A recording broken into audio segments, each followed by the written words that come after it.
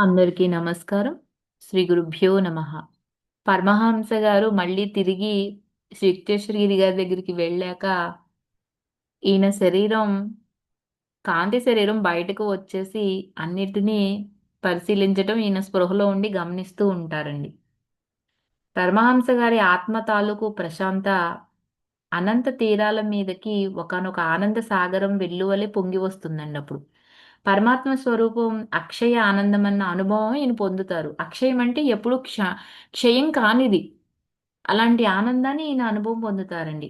ఆయన దేహం ఒక అసంఖ్యాకమైన కాంతి కణజాలాలు ఆయనలో పెల్లుబిగుతున్న దివ్య ప్రభ పాటల్ని ఆ బ్రహ్మాండాల్ని చుట్టుముట్టడం మొదలుపెడుతుందండి. నక్షత్ర మండలాన్ని, సూక్ష్మ ఆ నిహారికల్ని, సూర్యమండలాన్ని, భూమిని ఇలా అన్నిటిని చుట్టుకొచ్చేస్తూ ఉందండి. రాత్రి వేళ దూరాన కనిపించే నగరంలాగా మందకాంతితో వెలుగొందే సమస్త జగత్తు కూడా ఆయన అస్తిత్వపు అనంతంలోనే మిణుకు మిణుకుమంటూ కనబడుతుంది. స్పష్టంగా చెక్కినట్టుగా గోళాకార పరిరేఖలకు అవతల మిరుమిట్లు కొలుగుతున్న ఆ కాంతి ఏదైతే ఉందో అది దూరపు అంచుల దగ్గర కొద్దిగా మందగించినట్టుందండి. అక్కడ పరమహంస గారు ఎన్నటికీ తరగని ఒక మృదు లావణ్య కాంతిని అక్కడ దర్శిస్తారండి. మాటల్లో చెప్పలేనంత సూక్ష్మమైనది, అలాగే గ్రహరూపాలు అంతకన్నా స్థూలమైన కాంతితో ఏర్పడ్డాయంటండి.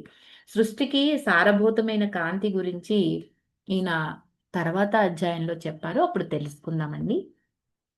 శాశ్వత ఆకారమైన పరమాత్మ నుంచి ప్రసారితమైన ఆ కిరణాల దివ్య విక్షేపం నక్షత్ర వీధుల్లాగానండి అది ప్రజ్వరిల్లుతూ వర్ణింపటానికి కూడా లేని విధంగా రూపాంతరం అవుతుంది. సృజనశీల కిరణాలు నక్షత్ర మండలాలుగా ఘనీభవించి ఆ తరువాత పారదర్శక జ్వాలలుగా కరిగిపోవటం మళ్ళీ మళ్ళీ చూస్తారండి. లయబద్ధమైన విపర్యం వల్ల కోటానుకోట్ల లోకాల నిర్మల కాంతిలోకి ప్రవేశిస్తాయి. అటు మీదట అది అగ్ని ఆకాశంగా మొత్తం మారిపోతుంది. చూడండి ఒకదాని తర్వాత ఒకటి లోకాలు ఎలా మారుతున్నాయో మనకిక్కడ చెప్తున్నారు. తేజోమండల కేంద్రాన్ని పరమహంస గారు గుండెలో ఒక గ్రహణ బిందువుగా గుర్తిస్తారండి. ఆయనలోని కేంద్రకం నుంచి వెలువడుతున్న ఆ ఉద్దీప ప్రభ ఏదైతే ఉందో అది విశ్వ నిర్మితంలో ప్రతి భాగానికి కూడా ప్రసరిస్తుంది. అమరత్వాన్ని ప్రసాదించే ఆనందమయ అమృతం పాదరసంలా ప్రవహిస్తూ పరమహంస గారిలో అణువణువున స్పందించిందండి. పరమేశ్వరుడి సృజనాత్మక స్వరం విశ్వచలన యంత్ర స్పందనమైన ఓంకారంగా ప్రతిధ్వనిస్తూ ఉండటం ఈయనిన్నారు. చూడండి నాసా సూర్యుడి దగ్గర టెస్ట్ చేస్తే ఆయన నుంచే ప్రతి కిరణంలోంచి ఓంకారం వినబడుతుంది అని. అదే ఇక్కడ కూడా జరుగుతుందనమాట. హఠాత్తుగా పరమహంస గారి ఊపిరితిత్తుల్లోకి శ్వాస తిరిగి వస్తుందండి. ఏదైతే ఇప్పటివరకు అనుభవించారో ఆ అపరిమితమైన ఆ తత్వాన్ని, అనంత తత్వాన్ని కోల్పోయానని గ్రహించి దాదాపుగా భరించలేనంత నిస్పృహకు చెందుతారు. ఈయన మళ్ళీ కూడా ఈ శరీర పంజరానికి బందీ అయిపోతారు. మళ్ళీ కాంతి శరీరం వచ్చి ఈ ఫిజికల్ బాడీలో చేరిపోతుందనమాట. వీళ్ళ గురుదేవులు ఈయనెదురుగా నిశ్చలంగా నించొని ఉంటారు. చాలా కాలం గాఢమైన ఆకాంక్షతో ఏదైతే అన్వేషిస్తూ వచ్చారో పరమహంస గారు విశ్వ చైతన్యానుభవాన్ని అంటే సమాధి స్థితిని ఆయనకి ప్రసాదించినందుకు ఆయన గురుదేవుల పాదాల ముందు కృతజ్ఞతతో సాష్టాంగ దండ ప్రమాణం చెయ్యబోయారండి. అప్పుడంటారు పరమహంస గారిని నిటారుగా నిలబెట్టి ప్రశాంతంగా, "నువ్వు పరమానందంతో మరీ అంత మితిమించి మత్తెక్కిపోకూడదు. ప్రపంచంలో నీకోసం ఇంకా చాలా పని ఉండిపోయింది. రా బాల్కనీ తుడుద్దామని" ఆ తర్వాత అలా గంగానది ఒడ్డుకి తిరిగి తీసుకెళ్తారండి. నేనొక చీపురు కట్ట తెచ్చుకుని గురుదేవులకి ఎంతో సంతులిత జీవిత రహస్యం బోధిస్తున్నారని ఈయన తెలుసుకుంటారనమాట. శరీరం తన దైనందిన విధులు నిర్వర్తిస్తూ ఉండగానే, ఆ ఆత్మ విశ్వసృష్టిలోని అగాధాల గురించి చింతన చేస్తూ, తరిచి చూస్తూ ఉండాలి అన్న విషయాన్ని పరమహంస గారు తెలుసుకున్నారు.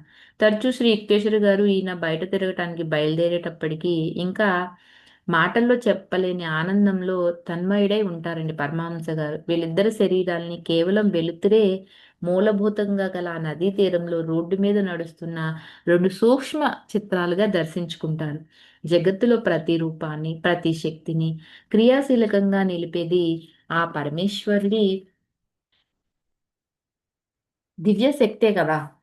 అయినప్పటికీ కూడా ఆయన స్పందనశీలమైన ఆ భౌతిక లోకాలకి అవతల ఆనందమైన అకల్పిత శూన్యంలో ఉత్కృష్టంగా నిస్సంగుడై ఉన్నాడని ఈ యొక్క గురువు గారు వివరిస్తారండి. నిస్సంగుడు అంటే తండ్రి అయిన పరమాత్మ ఎవరి గురించి కూడా తీర్పు ఇవ్వడండి. కానీ తీర్పు ఇచ్చే పని అంతా తన కుమారుడికే అప్పగిస్తాడు. అది బైబిల్‌లోని మానవుడెవ్వడు ఏనాడు దేవుడిని చూడలేదు. కేవలం జగత్పిత హృదయంలో ఉండే ఆయన ఏకైక పుత్రుడు మాత్రమే ఆయన గురించి చాటి చెప్తాడు అని చెప్పారండి. అది యేసుక్రీస్తు ద్వారా అంతటిని సృష్టించాడనమాట. నన్ను నమ్ముకున్నవాడు కూడా నేను చేసే పనులన్నే చేస్తాడు అని మా తండ్రి దగ్గరికి వెళ్ళిపోతాను కాబట్టి అతడు ఇంతకన్నా గొప్ప పనులే చేస్తాడు అని యేసుక్రీస్తు చెప్పాడండి.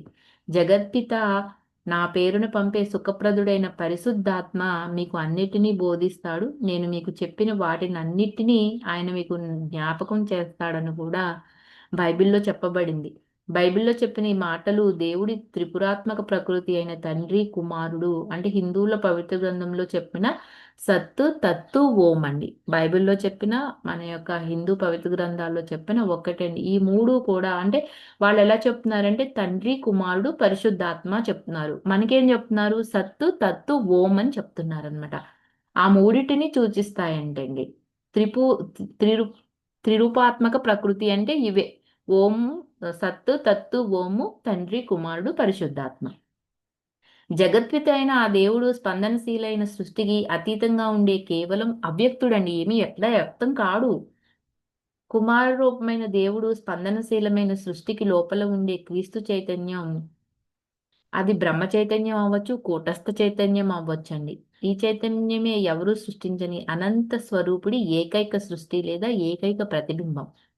సర్వవ్యాప్తకమైన ఆ క్రీస్తు చైతన్యం తాలూకు బాహాభివ్యక్తి దానికి సాక్షిగా అంటే ఓంకారం అని, శబ్దం అని, పరిశుద్ధాత్మ అని, ఇది అదృశ్య దివ్య శక్తి అని, ఏకైక కర్త స్పందన ద్వారా సృష్టించినందుకు నిలిపే ఏకైక కారణ శక్తి అని, చాలన శక్తి అని, ఆనందమయ సుఖప్రదమైన ఓంకార ధ్యానంలో వినిపిస్తుందండి.